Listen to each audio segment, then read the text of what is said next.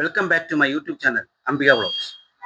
ചതുർത്ഥി വ്രതം ചിങ്ങമാസത്തിലെ കർത്തവാവ് കഴിഞ്ഞു വരുന്ന ചതുർത്ഥി അഥവാ വെളുത്തപക്ഷ ചതുർത്ഥിയാണ് ഗണപതിയുടെ ജന്മദിനം. അന്നാണ് വിനായക ചതുർത്ഥിയായി ആഘോഷിക്കപ്പെടുന്നത്. ഇത്തവണ ആഗസ്റ്റ് 27 വിനായക ചതുർത്ഥിയാണ്. അന്നേ ദിവസം ഗണേശ പ്രീതികരമായ കർമ്മങ്ങൾ അനുഷ്ഠിക്കുന്നത് ഉത്തമമാണ്. ഗണേശ്വരന്റെ പിറന്നാൾ ദിനത്തിൽ ചതുർത്ഥി പൂജ നടത്തുന്നത് മംഗല്യ തടസ്സം, വിദ്യാ തടസ്സം, സന്താന തടസ്സം, ഗൃഹനിർമ്മാണ തടസ്സം എന്നിങ്ങനെയുള്ള വിഘ്നങ്ങൾ ഒഴിവാക്കാൻ ഉത്തമമാണ്. വിനായക ചതുർത്ഥിയിൽ ഗണപതിയുടെ 1008 ഭാവങ്ങളെ വർണ്ണിക്കുന്ന ഗണേശ സഹസ്രനാമം ഭക്തിയോടെ പാരായണം ചെയ്യുന്നത് അത്യുത്തമം. ഗണനാഥനായ ഗണപതി ഭഗവാന് പ്രാധാന്യം നൽകിക്കൊണ്ട് ചെയ്യുന്ന എല്ലാ പ്രവൃത്തിയും ഫലപ്രാപ്തിയിലെത്തും എന്നാണ് വിശ്വാസം. ചതുർത്ഥി വ്രതം എന്തിന്? വിനായക ചതുർത്ഥി ദിനത്തിൽ വ്രതം അനുഷ്ഠിക്കുന്നത് ശ്രേഷ്ഠമാണ്.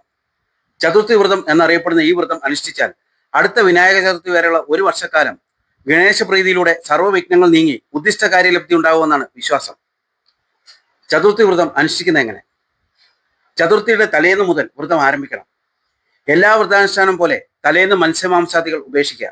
ഒരിക്കലൂണാവാം. എണ്ണ തേച്ച് കുളി, പകലുറക്കം എന്നിവ നിഷിദ്ധമാണ്. ചതുർത്ഥി ദിനത്തിൽ സൂര്യോദയത്തിന് മുന്നേ കുളിച്ച് ശരീരശുദ്ധി വരുത്തി നിലവിളക്ക് തെളിയിച്ച് ഗണപതി ഗായത്രി ഭക്തിയോടെ ജപിക്കണം. കിഴക്കോട്ട് തിരിഞ്ഞാവണം ജപം. 108 തവണ ജപിക്കുന്നത് ഏറ്റവും ഉത്തമമെങ്കിലും കുറഞ്ഞത് 10 തവണയെങ്കിലും ജപിക്കാൻ ശ്രമിക്കുക. തുടർന്ന് ഗണേശ ക്ഷേത്ര ദർശനം നടത്തി അവനവനാൽ കഴിയുന്ന വഴിപാടുകൾ സമർപ്പിക്കുക. ധാന്യഭക്ഷണം ഒരു നേരമായി കുറച്ചുകൊണ്ട് മറ്റുള്ള സമയങ്ങളിൽ പാലും പഴവും മറ്റും കഴിക്കുക. ദിനം മുഴുവൻ ഗണേശ സ്മരണയുടെ കഴിച്ചുകൂട്ടുന്നത് അത്യുത്തമം. കഴിയാവുന്നത്ര തവണ മൂലമന്ത്രമായ ഓം ഗം ഗണപതയെ നമഃ ജപിക്കുക. സാധ്യമെങ്കിൽ വൈകുന്നേരവും ക്ഷേത്ര ദർശനം നടത്തുക. പിറ്റേന്ന് തുളസി തീർത്ഥമോ ക്ഷേത്രത്തിലെ തീർത്ഥമോ സേവിച്ച് വ്രതം മുറിക്കാം.